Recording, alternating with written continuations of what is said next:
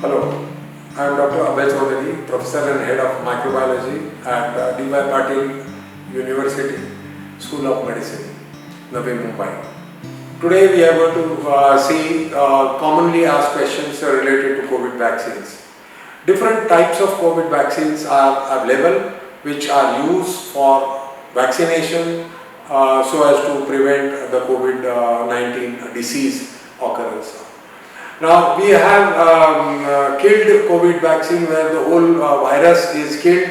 It is no more able to multiply in the body, but it is able to stimulate the immune system. The immune system is prepared for resisting or causing any further serious disease or mortality.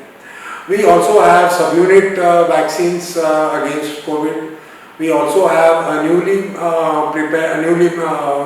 available method of mRNA vaccines where the mRNAs are used so as to stimulate the immune system. It is not able to cause any disease as such, but it definitely stimulates the immune system so as to prepare the body for fight against the COVID disease. It is often asked that whether we can take COVID vaccine even if you have diseases like hypertension, diabetes or cardiac disease. It is understood and it is found safe that even if these comorbidities are existing, we can still take COVID-19 vaccine, and it is found to be quite safe.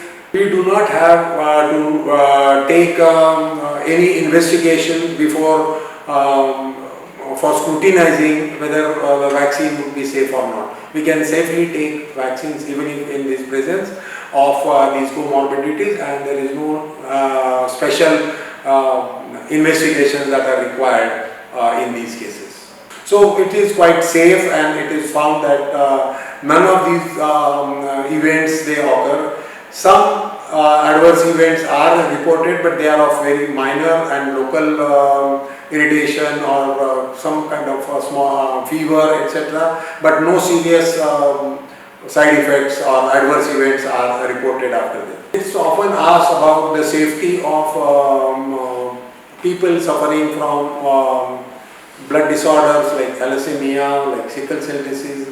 It is found that although we have some data on that, and it is quite safe to have vaccination of these blood disorders like sickle cell disease or any of the thalassemia or any of the hemoglobinopathies which are pre-existing in some of the patients. So vaccination is more important because it is found quite safe. When vaccines are studied and initial data is generated, it is found that a particular vaccine, when the 2 doses are required, it should be taken at a particular interval. But this is based on the data which is available, say for initial 20 to 30,000 volunteers.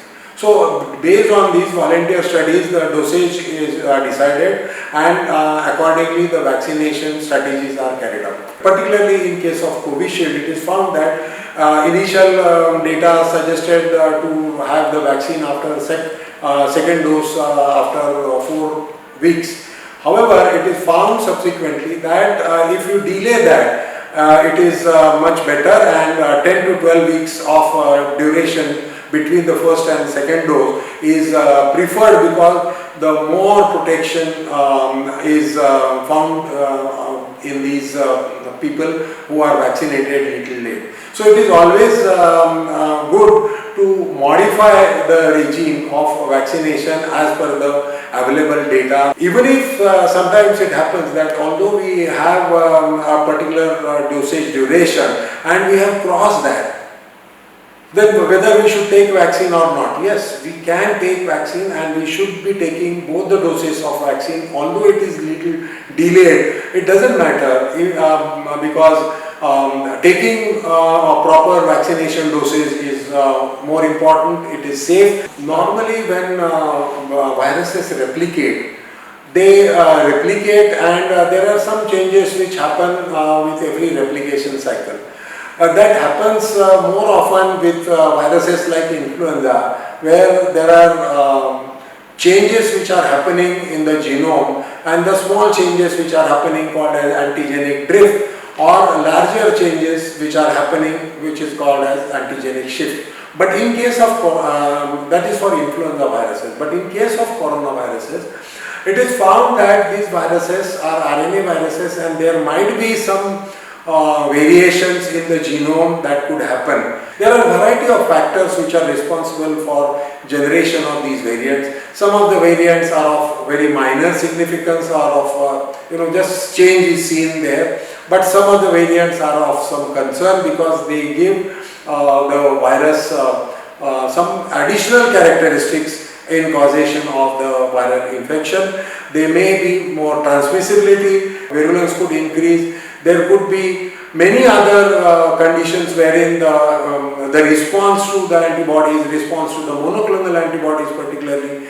may be different. So variant of virus or the original virus will always happen because of the changes which are happening as a result of viral replication, because of the mutations which happen in COVID-19, the SARS-CoV-2 virus. Since the pandemic came in, we have experienced various waves of the spurts of cases of COVID which are happening, and even after vaccines, these are seen. Even if we continue vaccination, there might be some more cases that could happen, or because of variants which will come, but the vaccines will definitely protect, and that is how we need to continue with vaccination.